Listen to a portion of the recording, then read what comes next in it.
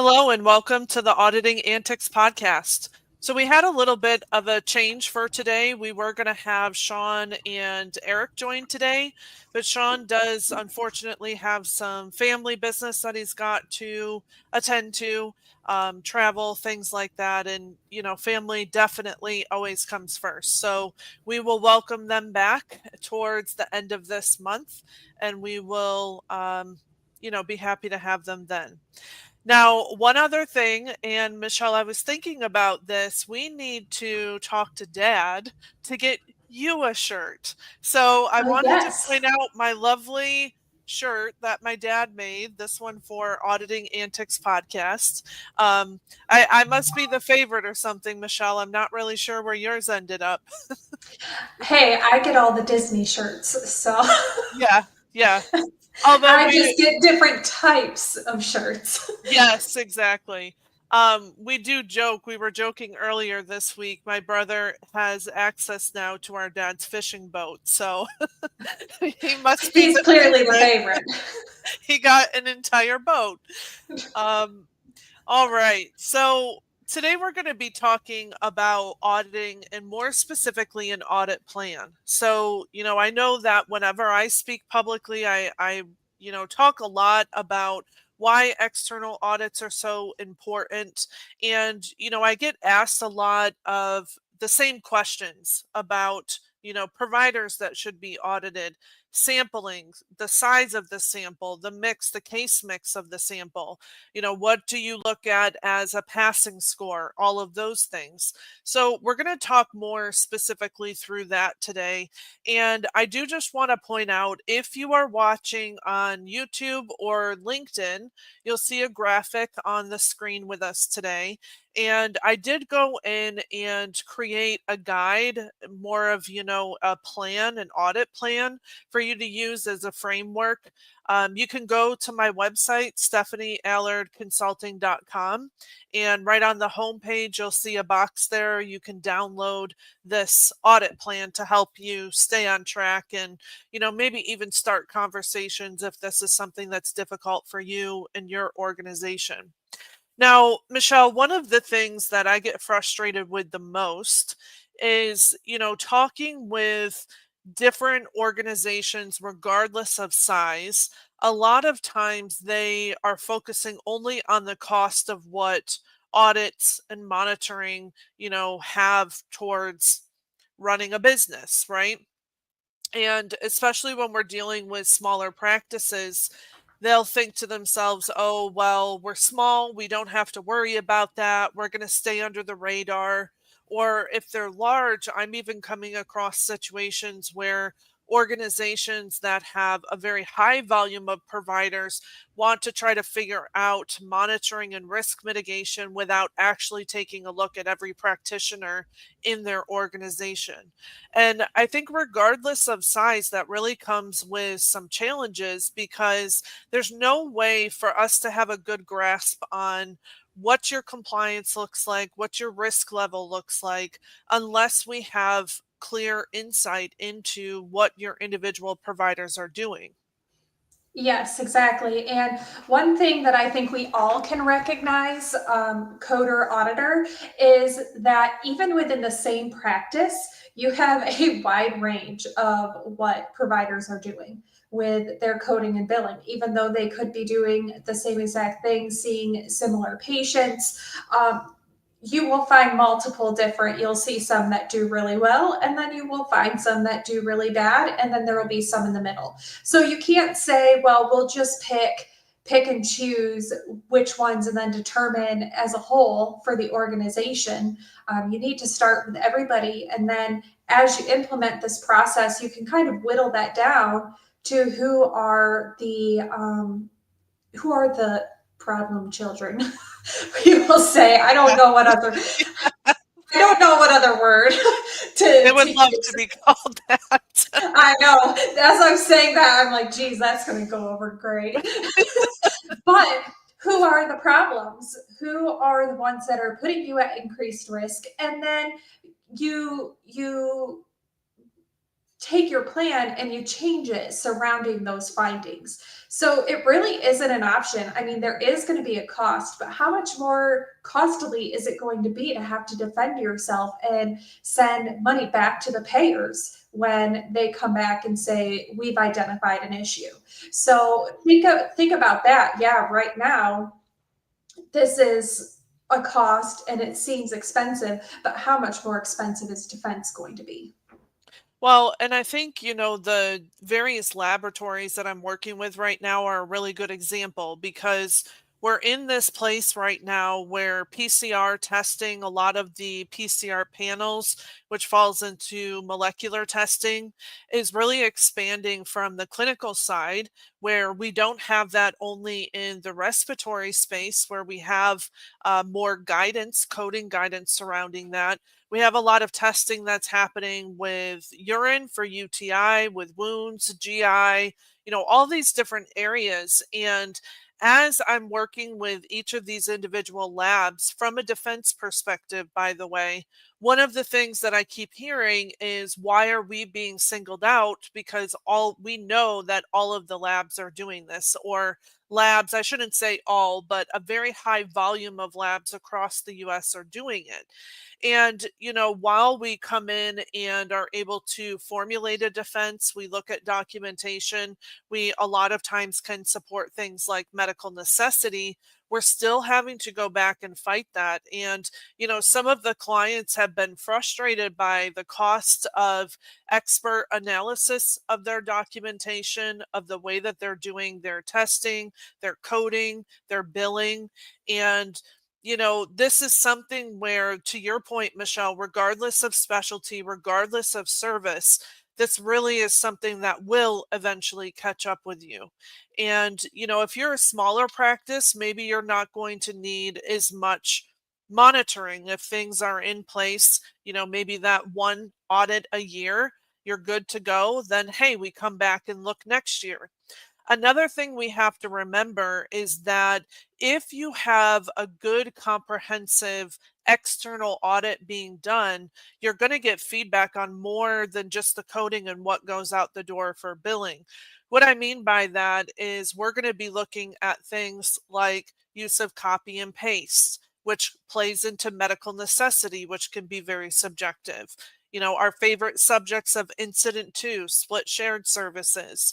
In addition to that, a lot of times in external audits, we find that there are problems with the technology being used. So even just at a base level, the EMR systems, it doesn't even have to necessarily be AI or all of these new things coming out, but even just that base level of an EMR.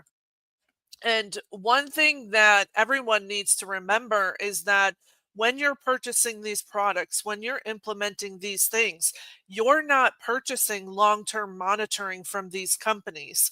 That is on your plate, that is yours to deal with, and it's your responsibility. So we can't just say, oh, I use such and such EMR. There's one out there, Michelle, where I haven't heard this in years, but years ago, I had heard that part of their sales pitch was that it was backed by attorneys and that they would pass audits, external audits. Well, one of the things that I noticed in those audit reviews is that the EMR company had defaulted certain things in that went towards low risk treatment, moderate risk treatment, things like that. Some of those I didn't agree were moderate risk, and I didn't think that I could defend them, especially not with the documentation. And at other times, they were undercoding. And going back to that company, they didn't even want to make a change, because if they change it for one, it changes for all. So my Mhm. point here is that when we're talking about external reviews, we're not only talking about coding. We're talking about a wide array of everything that goes into overall compliance. And, one of the things that I also find very important is, when we're coming in externally to do these reviews, I should say for internal purposes, when we're doing that, we're able to have that objective view. We're not Mhm. coming in and saying, oh, you have that policy, let me follow your policy.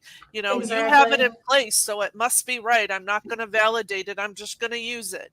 And Michelle, I know that you've had a lot of situations where you've had to say, hold up, I can't even continue, this policy is way off Yeah. base. And that's like, it's one of my biggest frustrations as an auditor. Um, I understand that there's different policy guidelines and things like that, but I really think at the core, when we're looking at, there's certain things across the board, and then you get some of these crazy policies that these people want you to follow, and it's like, then why are you having an outside auditor look at your, hire somebody internally? What is the point of an objective outside auditor if you're going to expect them to just follow everything you've been doing?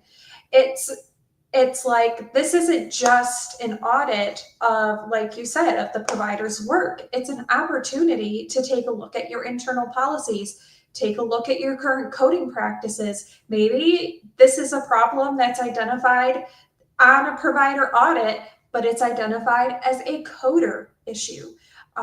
There's a lot of things that you can take away from an external audit review if you just are willing to be open, have the conversation. If you disagree with something, ask the auditor or the outside auditing organization to give a rationale. Why do you audit to this standard when we code to this standard?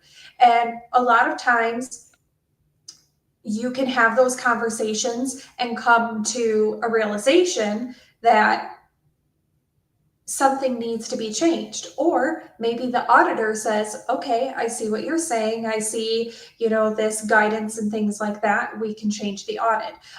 So it's just about communication and being open to the findings. Now, do I think you should always just like agree across the board, like, oh, this outside auditor, we're just going to go with everything that they say? Yeah, No, we've seen because nightmare. Yeah, we've seen not all nightmares with audit that. work is equal, and there is some interesting things, like when there's some projects where the client has said, well, we've decided to come to you because this is what the previous auditing organization said and did, and now we are in this mess.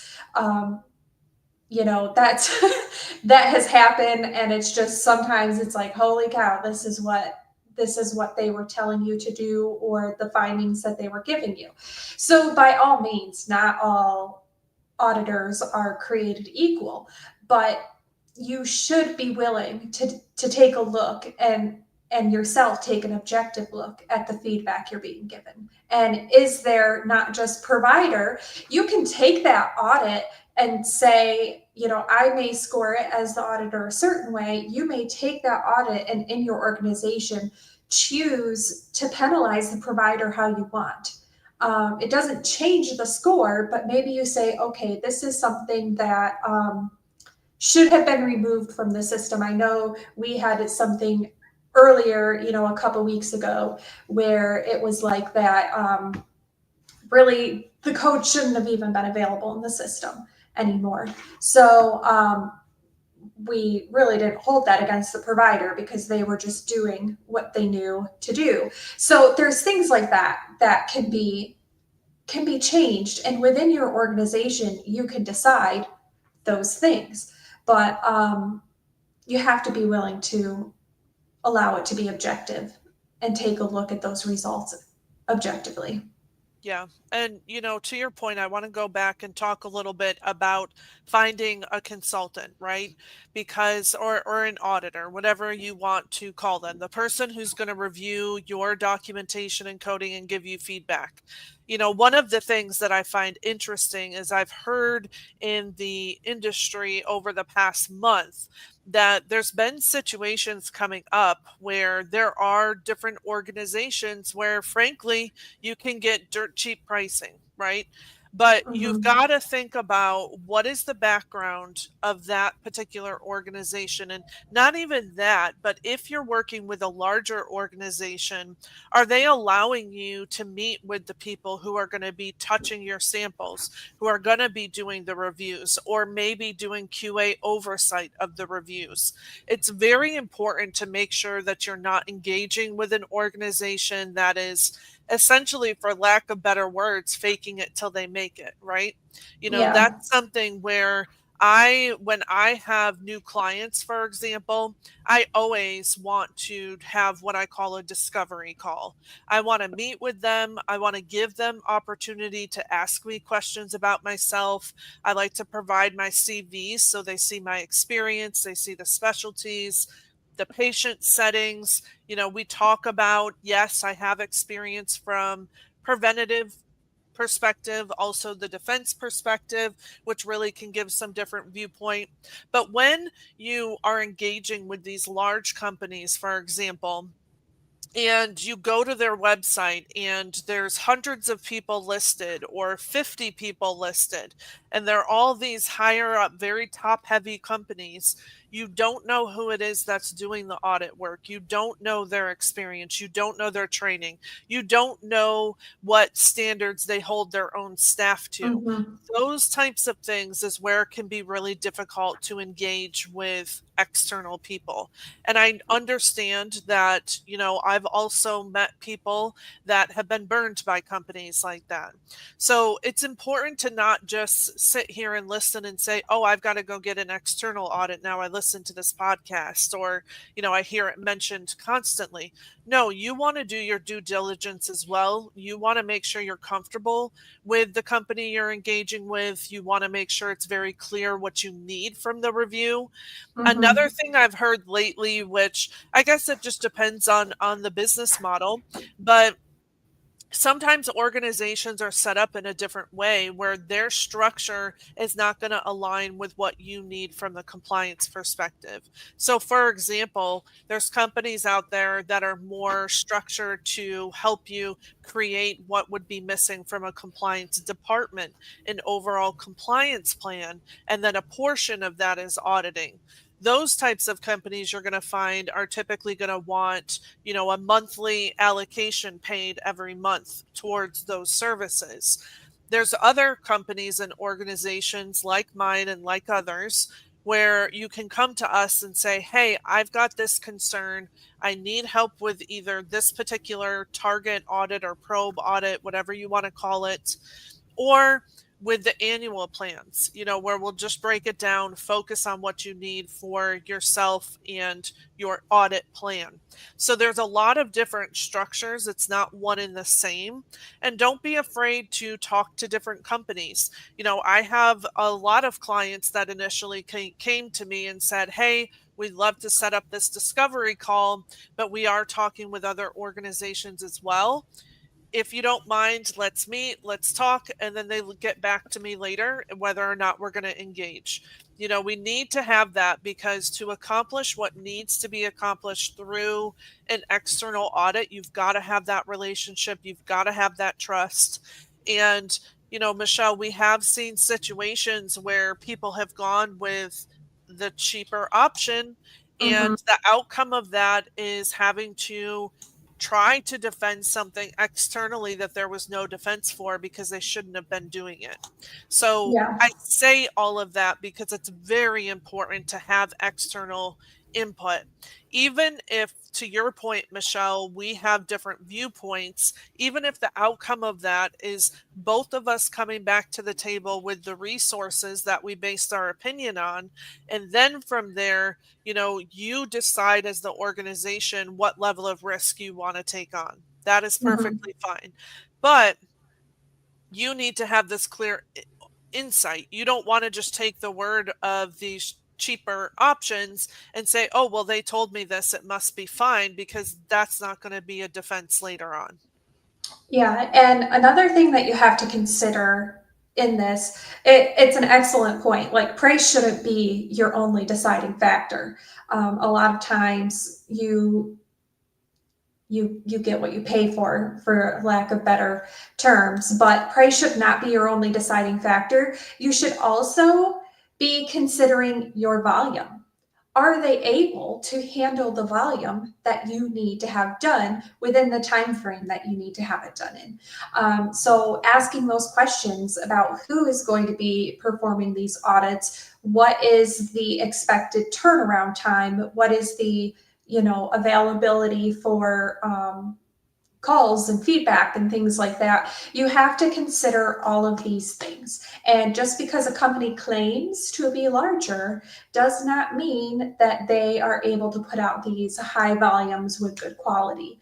So you want to be asking questions about that as well, making sure that you're getting what you're paying for, and that you're not going to be 6 months down the road trying to chase audits that on this plan you thought were going to be done 4 months ago.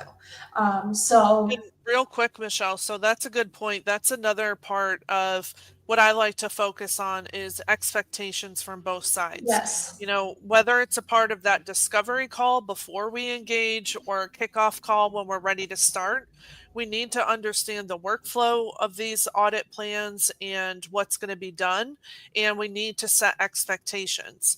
I know for me, and actually we have a mutual client recently where um, they were frustrated because there's a high volume of audits, and they are wanting it to be something where even if we communicate a deadline, they don't want that deadline to change, and sometimes it has to change. But I Mm-hmm. do make sure that in those situations we communicate openly, and in reality, when we find that there's more compliance concerns going on, in this particular situation, the ones that you're working on along with me, Michelle, has that component of looking for overuse of copy and paste. So Yes. that really increases the amount of what's having to be looked at and compared. Yeah, I know you're feeling that with pain. Oh, really? You don't say. But those types of things can change it, so you need to communicate. Mm-hmm. But those types of things should be upfront for sure as a part of Yeah, and I think I was pretty clear up front about what my barriers were to the expected the expected deadline. Like I was not like, okay, I'll get right on this. I'm like, well, Stephanie, these are the barriers to getting this done. which And I was a think I very told good you way. 3 times. Was and I I got clear enough? and I think I got an extra week out of it, right? Yeah. Oh, but you know, so when we think about the audit plan, so let's talk some more specifically about the plan itself and what it takes to have this project laid out, expectations, what I like to call a success metric to know where you're at, and to how to identify whether or not the program's working, the providers are doing well, all of those things. So one of the questions that I get asked a lot is about sample size. So, we've Mhm. talked about already today, Michelle, our opinion is that every practitioner needs to be reviewed, whether it's once a year, once biannually. You can't go long periods of times with practitioners that are not even being looked at, Mhm. because when you are doing risk mitigation, if we're just doing it from a data analytics perspective, by default, a lot of people are going to fly under the radar if they're not the Yeah. ones standing out as a problem. So, Yeah. I do have a lot of concerns with that, and I know there's people in the industry that have different viewpoints on that than I do. Because, if you look at things like the OIG, they'll talk about doing sampling and a small portion of sampling for a larger organization. But realistically, to get to a root problem, we've got to have a plan of all of the practitioners all of the specialties or areas that they're treating in and looking at the sample. Now, Michelle, from a sample perspective, do you have any tips or insight into the case mix? So if we're working in the outpatient setting, for example, or inpatient setting, making sure that we have enough of these encounters so we can really see areas Mhm. of risk. So I think as far as the mix goes, it's going to depend on what is the provider billing, because you have to make sure that not only are you looking at like the things that people perceive place you at higher risk, so like those higher um, level fives, for example, you have to make sure that you're also looking at their level threes. Um, you know, Maybe a higher level is supported. Level threes sometimes, especially on this project I'm working on, can be indicative of something else because the provider's like, I did this in documentation. Maybe they used a lot of copy and paste, so they're like, I'll just bill this as a three. You know what I mean? So there's a lot of things that can be uncovered. So knowing one, your problem areas, and then what you would expect them to be billing most often. Just getting a good mix of new versus established, the high levels, level fours, which would kind of be that median, and then those lower levels too, just so you get a good idea of what's going on and what is appearing within the documentation. And Yeah, and sometimes this could also include procedures. Like I think of ortho, yes. for example. You may have a provider that's surgical. You're going to want to look at some of those surgical cases as well. So it really comes down to what what does the provider bill for and what do we need, to get a good representation of a good mix of what they're billing so that we can see a lot of different scenarios and determine any type of pattern or things like that in their billing. And when we think about types of services, that may drive the sample size as well. Yes. So, one of the things, especially when it's a large organization, sometimes I'll have people say, well, can we do 5 encounters per provider? I don't like that method because it doesn't leave a lot of room for variances. And, No. it ends up looking like there's a very high error rate if there are problems identified. Yeah. So you could do things like have maybe 10 encounters for office-based E&M and services and 10 for surgeries, or, depending on the surgical specialty. But I would definitely not go below the 10 per practitioner if that's the way that you're pulling the sample. If you are looking, let's say that you have a concern and it's more of a probe audit, knowing that, let's say, incident 2 is a concern for a whole Hmm. practice. In that situation, then you're going to want to think about the volume, the number of providers. If you're lumping them all together, then 10 isn't going to be enough. You're going to want to go up higher, maybe 30, 40, 50 encounters. So Hmm. it really depends on how you choose the focus of that audit and whether or not you're going to dive into specific areas. Yeah. Now, another thing I get asked a lot as well is, what do you consider to be passing? What do you consider to be failing? To some extent, this has to be looked at depending on whether or not there are coders that are employed and looking, or, Hmm. touching the encounters. Sometimes they're external. In the download that I have on the website, I will say that the typical audit suggestion plan that I have for my clients, I did put that up there. And I base that on providers and their scores. So let me just pause and explain it quick, because sometimes people think that, a passing rate of 80 or 85% is not high enough for a provider. So that can always be changed. As an organization, you need to Hmm. look at what you're dealing with, what you're comfortable with, and again, who is selecting the codes.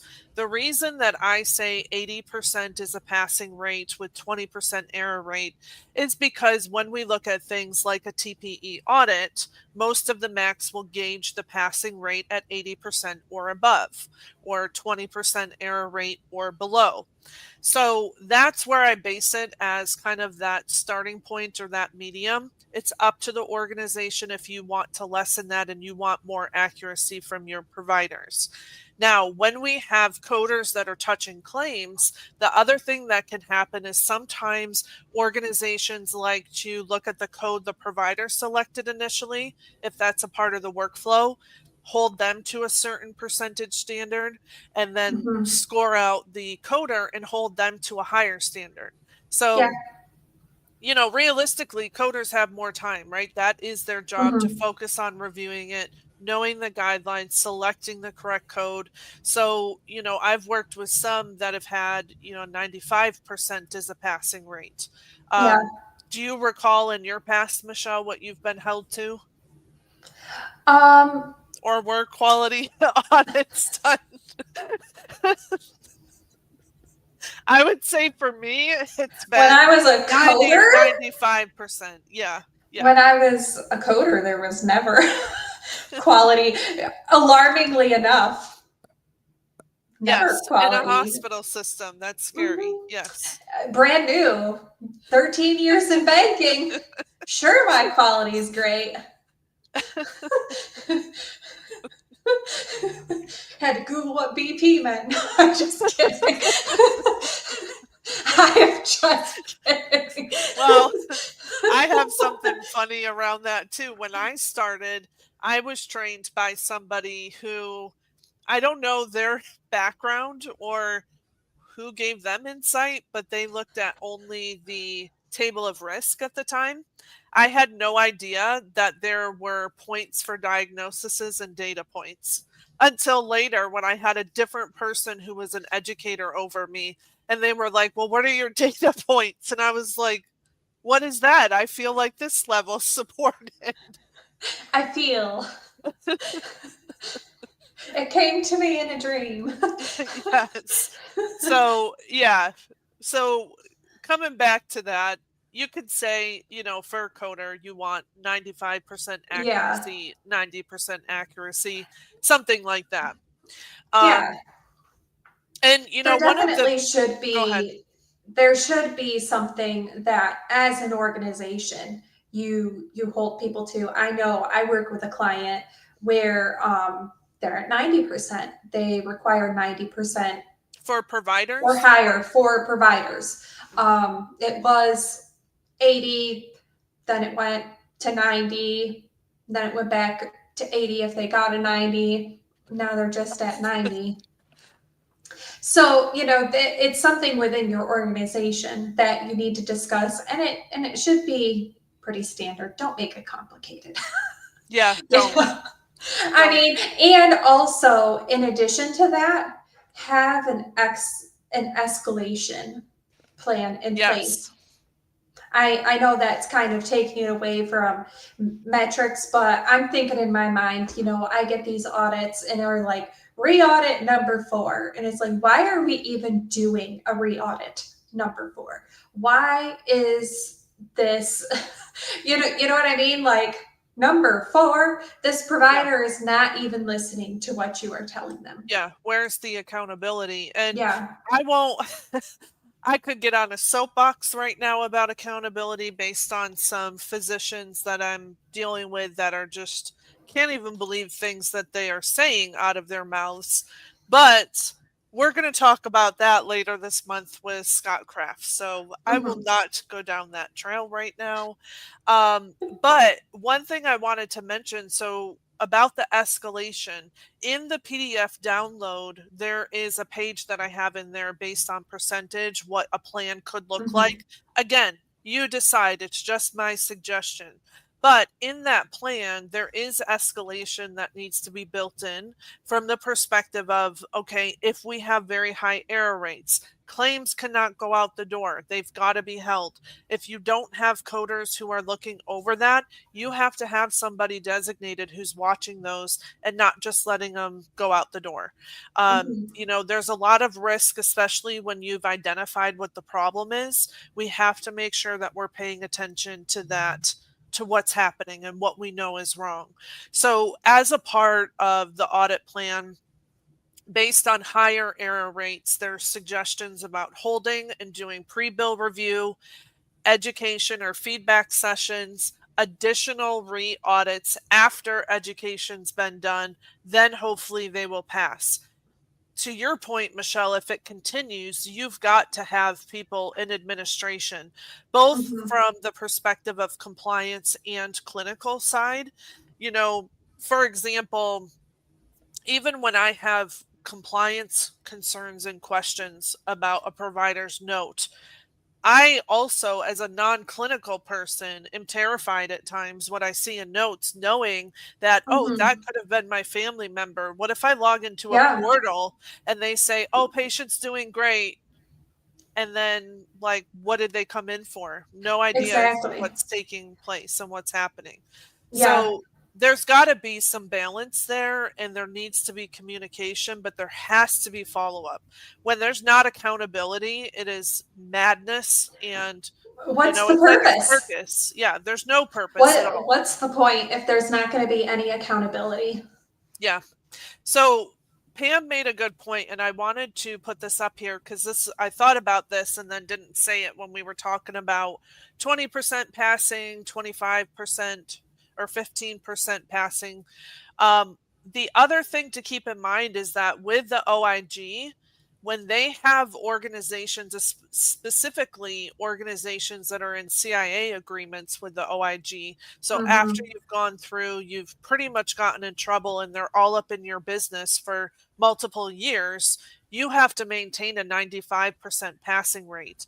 And one of the things that drives me nuts is that depending on the type of audit that's being done, they will look at this as accuracy. They're not saying, Mhm. oh, you undercoded, we're giving you a pass because you undercoded.